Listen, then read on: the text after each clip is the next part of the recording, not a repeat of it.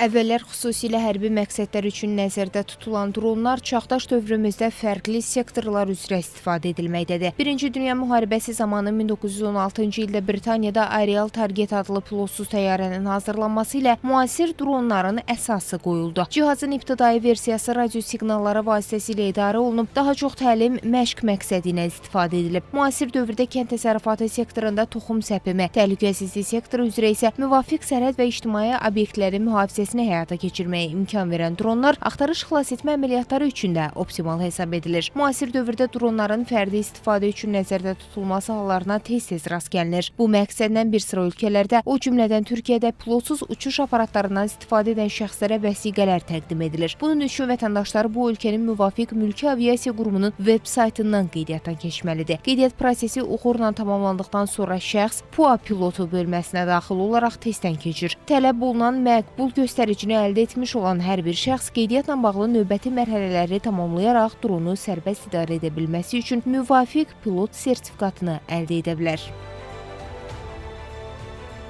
Belli kriterler ve şartlar yerine getiren her Türk vatandaşı başvuru yapıldıktan sonra o eğitimleri alır.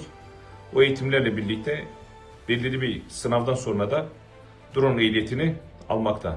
Bu ehliyet almaların sadece sivil alanda değil, aynı zamanda askeri alanlarda da çok büyük katkısı olan bir durumdur. Olası bir savaşta, olası bir durumda bu konuda eğitimli birçok kişinin yetişmesi de gelecek yüzyılları ve gelecek olası bir savaş durumunda bu ehliyetli olan kişilerin olağanüstü bir durumda ordu saflarına da alınması bu şekilde mümkündür.